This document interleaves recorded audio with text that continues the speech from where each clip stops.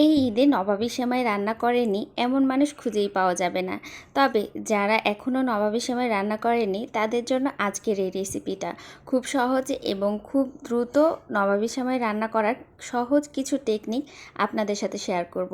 এমনকি কোনো রকম কাস্টার্ড পাউডার ছাড়াই আজকের এই নবাবী সেমাই আপনাদের সামনে হাজির করেছি। আশা করছি সবার অনেক ভালো লাগবে এবং আজকের এই 3টি লেয়ারে নবাবী সেমাই সবাই বানিয়ে ফেলতে পারবেন খুব সহজে আপনাদের সাথে শেয়ার করার চেষ্টা করেছি।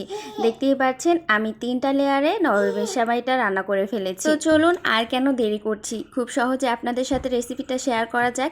এখানে আমি পরিমাণ মতো তেল দিয়ে নিয়েছি, তার মধ্যে নিয়েছি 2 চামচ মতো ঘিটা দিলে এখন অনেক সুন্দর একটা ঘ্রাণ বের হয়ে যাবে। এই ঘি এবং তেলের মিশ্রণের মধ্যে আমি বাদামগুলো খুব সুন্দর করে ভেজে নিচ্ছি। এখানে কাজু বাদাম, কাঠবাদাম, এমনকি চীনাবাদাম ছিল। 3 প্রকার বাদাম দিয়ে বানানো হবে আজকের নবাবী সেমাই। বাদামগুলো যখন লাল লাল করে ভাজা হয়ে যাবে তখন বাদামগুলো তেল থেকে উঠিয়ে নিচ্ছি। এই তেলেই আমি বাকি কাজগুলো সেরে নিব। এখন যে তেলটা ছিল ওই তেলের মধ্যে বনফুল সেমাইটা ব্যবহার করেছি। আমি সাধারণত বনফুল সেমাইটাই খাই। তো এখন আমি এই সেমাইটা খুব সুন্দর করে তেল এবং ঘিয়ের মিশ্রণে ভেজে নিচ্ছি, যদিও সেমাইটা আগে থেকেই ভাজা থাকে। তো এখন আমি খুব সুন্দর করে উল্টে পাল্টে ভেজে নিচ্ছি। যখন ভাজা হয়ে গেছে এখানে আমি পরিমাণ মতো চিনি ব্যবহার করেছি। চিনির পরিমাণটা একটু বাড়িয়ে দিয়েছি, যেহেতু মিষ্টি খাবার চিনির পরিমাণটা একটু বাড়িয়ে দিলেই ভালো লাগে। এখানে প্রায় 3 টেবিল চামচ আমি গুঁড়ো দুধ ব্যবহার করেছি।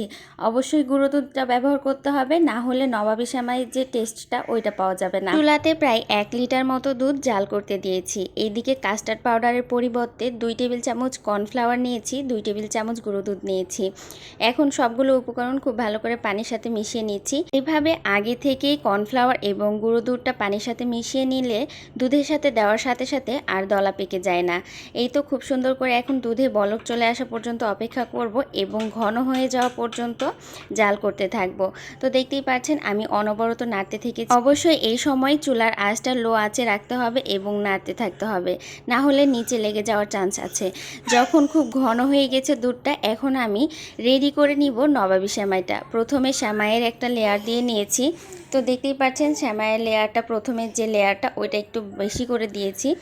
এখন ওপর থেকে দিয়ে নিব কাস্টার্ড পাউডারের পরিবর্তে কর্নফ্লাওয়ারের যে দুধের মিশ্রণটা করে রেখেছি এইটা।